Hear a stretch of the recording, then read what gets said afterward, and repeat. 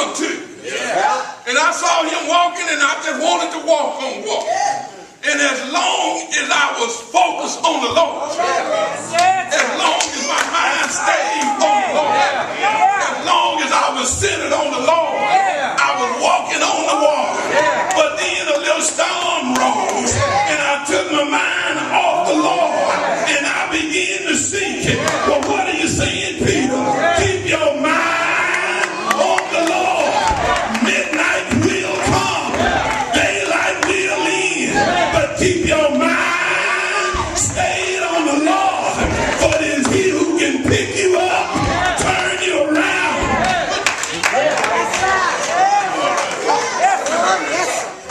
Help yourself, son. Stay. See, we can't only preach it or talk. We got to live it. Live it, son. Live it. God may allow some to see if you'll trust Him. God knows we're afraid. He knows. God knows that we are anxious. In Matthew 6:30, He said, be not anxious for tomorrow. In other words, what He's saying here, don't worry about tomorrow. When tomorrow comes, it's going to bring troubles of its own.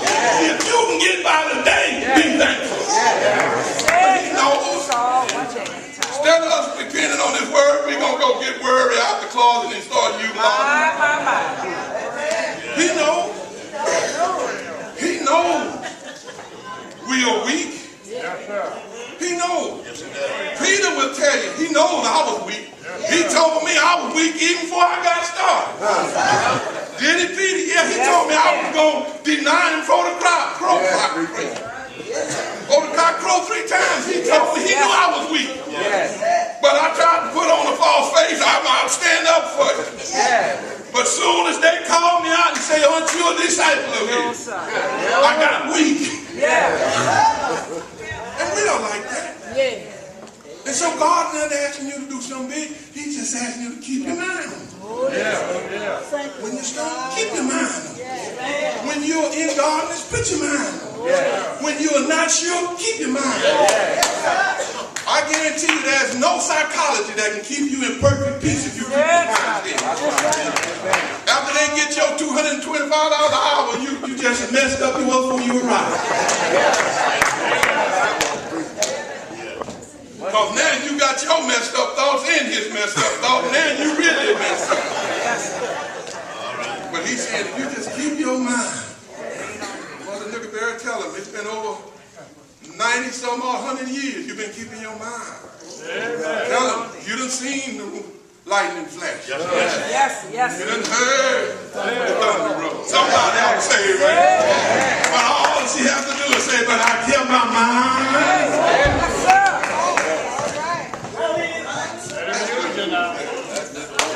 Tell me I don't have to write a book. No. All you have to do is keep your mind.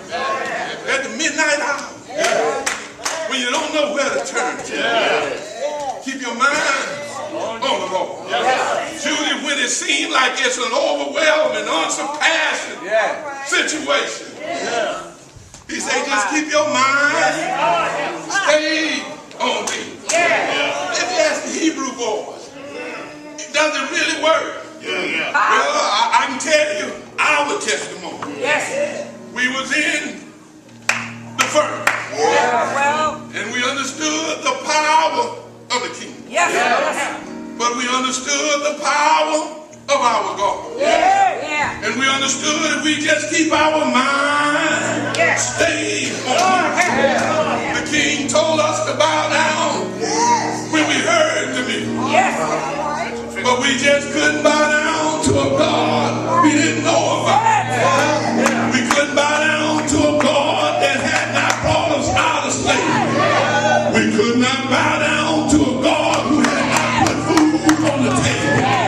We could not bow down to a God who had not been a doctor in a sick room. We could not bow down to a God who had not been my friend in a midnight hour. But we were respectful to the king. But we had to tell the king, I just want you to know, we don't know if he will, but we know our God can.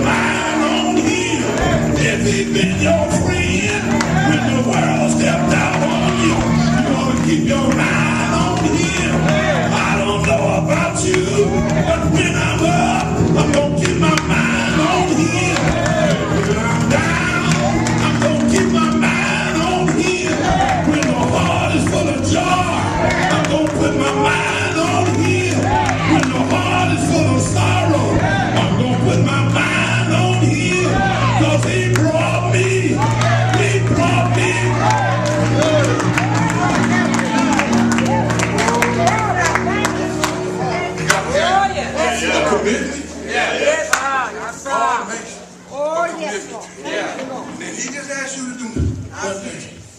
Just keep your mind. Thirdly, and I'm getting ready to close. Yes, Lord. The third thing we see in Isaiah's song is confidence in God. Yes, sir. All right. If God makes a commitment, you keep your concentration.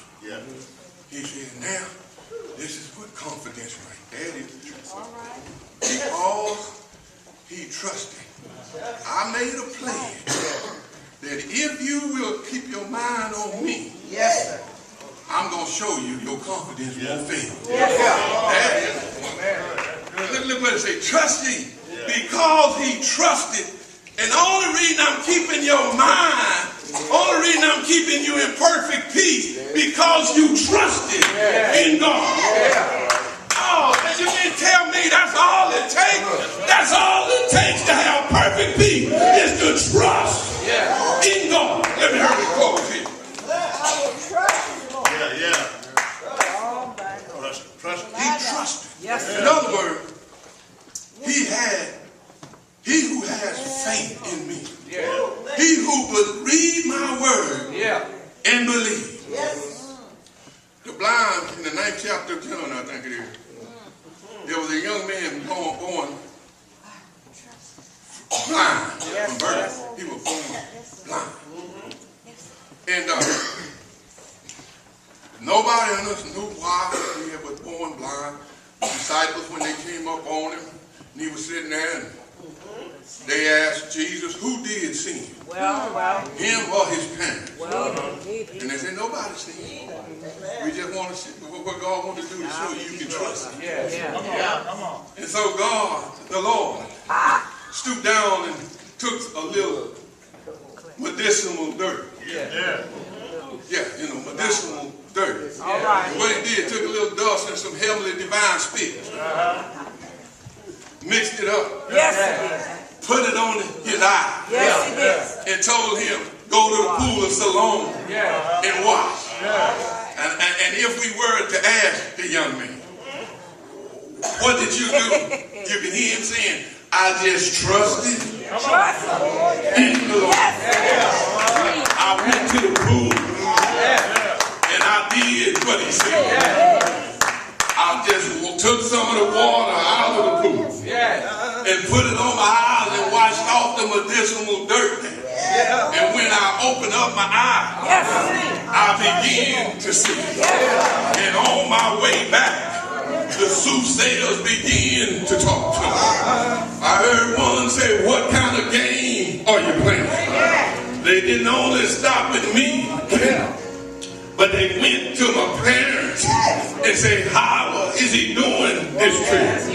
And his parents returned and said, go ask him, he's of age. And I can hear the blind man saying, I don't know whatever you want to call him. I don't know if he's a sinner or not. All I did was trust him in what he told me. And all I can say to you this day is where I once was blind,